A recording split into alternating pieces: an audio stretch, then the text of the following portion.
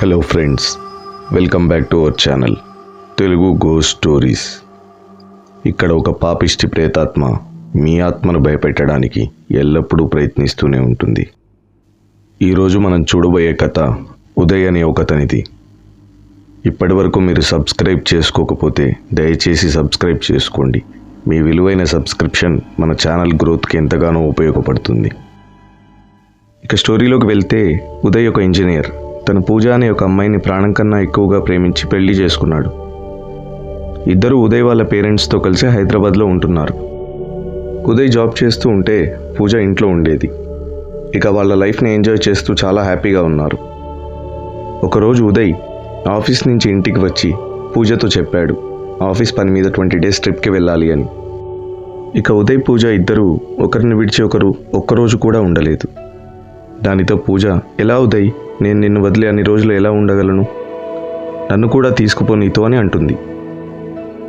అప్పుడు ఉదయ్, పిచ్చిదానా, నేను మాత్రం ఉండగలనా? బట్ ఆఫీస్ వాళ్ళు కూడా వస్తారు కదా, ఎలా తీసుకుపోని చెప్పు అంటాడు. అప్పుడు పూజ ఏడుస్తూ సరే అని అంటుంది. ఇక ఉదయ్ కూడా ట్రిప్కి వెళ్తాడు.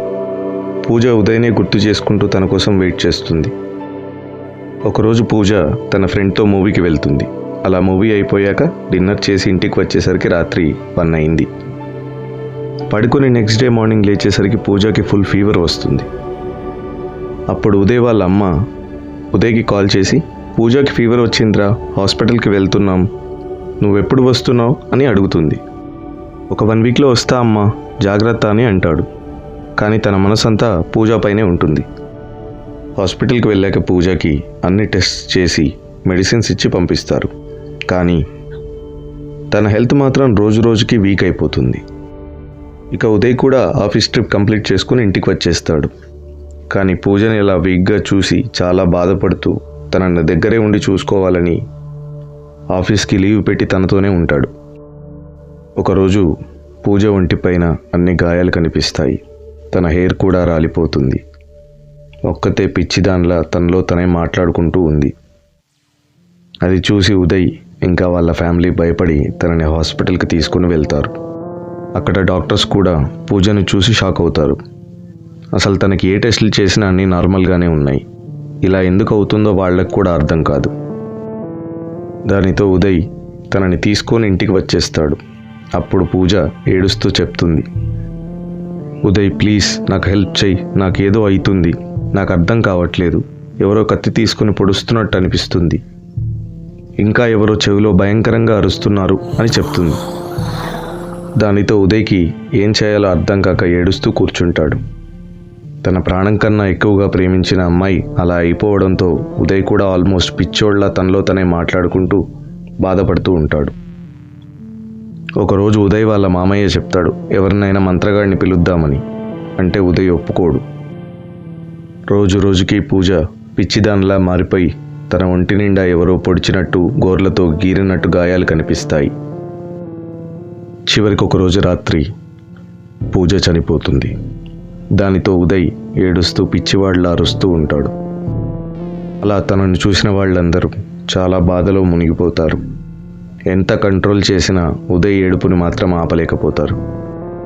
ఇక నెక్స్ట్ డే పూజకు అంత్యక్రియలు చేశాక ఉదయ్ ఒక్కడే పిచ్చోళ్ళ రూమ్లోకి వెళ్ళి లాక్ చేసుకొని ఏదో ఏడుస్తూ అరుస్తూ అలాగే లోపలే ఉంటాడు. వాళ్ళ పేరెంట్స్ ఎంత పిలిచినా బయటికి రాడు. ఒక 2 days తర్వాత వాళ్ళ రిలేటివ్స్ అందరూ కలిసి డోర్ బ్రేక్ చేసి ఓపెన్ చేస్తే ఉదయ్ అక్కడ చనిపోయి ఉంటాడు. తను ప్రాణం కన్నా ఎక్కువగా ప్రేమించిన అమ్మాయి తన కళ్ళ ముందే చనిపోయేసరికి తట్టుకోలేక తను కూడా చనిపోయాడు అని అందరూ బాధపడతారు. ఇక ఉదయ్ అంత్యక్రియలు అయిపోయాక వాళ్ళ మామయ్య ఉదయ్ వాళ్ళ అమ్మతో ఇలా అంటాడు, చూడమ్మా, మీ ఇంట్లో 2 చనిపోయారు. ఖచ్చితంగా ఎవరో ఏదో చేశారు. ఉదయ్కి ఎవరైనా శత్రువులు ఉన్నారా అని అడుగుతాడు. అప్పుడు ఉదయ్ వాళ్ళ అమ్మ బాగా ఆలోచించి చెప్తుంది. మా అన్నయ్య వాళ్ళ అమ్మాయికి ఉదయ్ అంటే ఇష్టం. ఉదయ్ని పెళ్లి చేసుకోవాలని చాలా ట్రై చేసింది. కానీ ఉదయ్ పూజని ప్రేమించి పెళ్లి చేసుకోవడంతో ఆ అమ్మాయి అలాగే ఒంటరిగా ఉండిపోయింది. ఇక దాంతో మా అన్నయ్య వాళ్ళు మాతో మాట్లాడడం మానేసి మమ్మల్ని శత్రువుల్లాగా చూస్తున్నారు అని చెప్పింది. దానితో ఉదయ్ వాళ్ళ మామయ్య అంటాడు, ఖచ్చితంగా వాళ్లే చేశారు ఈ పని. నా కూతురు అల్లుడు చావుకు వాళ్లే కారణమని బాధపడతాడు. అప్పుడు ఉదయ్ వాళ్ళ అమ్మ అంటుంది, మీరెవరినైనా మంత్రగాడిని పిలవండి అని. అప్పుడు ఆయన ఒక మంత్రగాడిని పిలుస్తాడు. ఉదయ్ వాళ్ళ ఇంటికి వచ్చిన ఆ మంత్రగాడు వాళ్ళ ఇల్లంతా వెతికితే ఉదయ్ వాళ్ళ పరుపు కింద ఒక బొమ్మ కనిపిస్తుంది. వాళ్ళ ఇంటి బయట కూడా చెట్లల్లో మంత్రించిన నిమ్మకాయలు ఇంకా కొన్ని బొక్కలు దొరుకుతాయి. అప్పుడు ఆ మంత్రగాడు అంటాడు, చేతబడి చేశారు. మీ ఇంట్లో పూజ చేస్తే అప్పుడు నాకు తెలుస్తుంది ఈ పని ఎవరు చేశారో చెప్తా అని అంటాడు. దానితో ఉదయ్ వాళ్ళమ్మ ఆ మంత్రగాడిని పూజ చేయమని అంటుంది. ఇక అన్నీ సెట్ చేసుకుని ఆ మంత్రగాడు పూజ చేస్తూ ఎవరు చేశారో తెలుసుకుని ఒక్కసారిగా లేచి షాక్ అవుతాడు. అందరూ ఏమైందని భయంతో చూస్తూ ఉంటే వాళ్ళ వైపే తిరిగి ఆ మంత్రగాడు చెప్పిన విషయం విని అందరికీ రక్తం చల్లబడి గుండె ఆగినట్టు అనిపిస్తుంది. కపాలబంధనం చేశారు, దున్నపోతు పుర్రె ఇంకా కొమ్ములతో బొమ్మ గీసి చేశారు. ఇలా చేస్తే ఎంతటి వారైనా మిగలరు అని అంటాడు. ఎందుకంటే మీరనుకుంటున్నట్టు ఆ చేతబడి చేసింది ఉదయ్ వాళ్ళ రిలేటివ్స్ కాదు, ఉదయే చేశాడని చెప్తాడు. అది విన్నా వాళ్ళందరికీ ఒక్క సెకండ్ గుండె ఆగినట్టు అనిపిస్తుంది.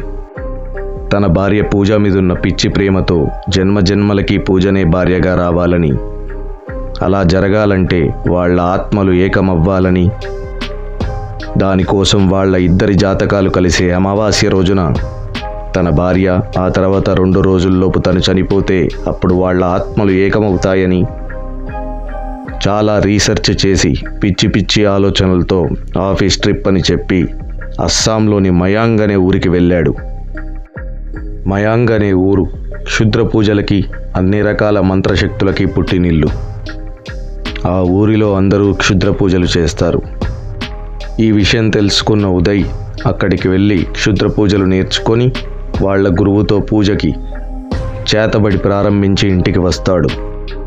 ఇంటికి వచ్చాక ఆఫీస్కి లీవ్ పెట్టి తన పక్కనే ఉంటూ తనకి చేతబడి చేస్తాడు. రోజు రాత్రి అందరూ పడుకున్నాక ఉదయ్ డోర్లు వేసి హాల్లోనే ముగ్గులు వేసి తన భార్య బట్టలు వెంట్రుకలు తీసుకొని తన పైన కపాలబంధనం అనే క్షుద్ర ప్రయోగం చేసి తను చనిపోయాక ఉదయ్ కూడా చనిపోతే అప్పుడు వాళ్ళ ఇద్దరి ఆత్మలు ఏకమవుతాయని ఉదయ్ నమ్మాడు. అప్పుడు ఉదయ్ వాళ్ళ అమ్మ మంత్రగాడిని అడుగుతుంది, మరి ఉదయ్ ఎలా చనిపోయాడు అని. మంత్రగాడు ఇలా అంటాడు, ఇలాంటి క్షుద్ర ప్రయోగాలు, తాంత్రిక విద్యలు ఇంకా క్రియలు చేసేటప్పుడు ఏ చిన్న పొరపాటు చేసినా అది చేసిన వారి ప్రాణం పోతుంది. ఆ విషయం తెలుసుకున్న ఉదయ్ కావాలనే క్రియ చేసేటప్పుడు తప్పులు చేసి చనిపోతే పూజ ఆత్మతో ఏకమవ్వచ్చు అని అలా చేశాడు అని మంత్రగాడు అన్నాడు. ఇక వాళ్ళ రిలేటివ్స్ ఇది అంతా విన్న తర్వాత కొంతమంది ఇది నిజమేనని, ఇంకొంతమంది ఇది అబద్ధమని అన్నారు. కానీ అసలు విషయం మాత్రం ఉదయ్తో పాటే శాశ్వతంగా కనుమరుగైపోయింది. చూశారు కదా ఫ్రెండ్స్, మనిషి నమ్మకాలు, ఆలోచనలు తప్పుదారి పడితే ఏమవుతుందో. ఈ వీడియో మీకు నచ్చినట్టయితే లైక్ చేయండి, షేర్ చేయండి, కమెంట్ చేయండి. ఇలాంటి మరిన్ని హారర్ వీడియోస్ కోసం తెలుగు గోస్ట్ స్టోరీస్ ఛానల్ని సబ్స్క్రైబ్ చేసుకోండి. మీరు చేసే ఈ విలువైన సపోర్ట్ ఈ పాపిష్టి ప్రేతాత్మకి బలాన్ని ఇస్తుందన్న విషయాన్ని మర్చిపోకండి. Thank you friends.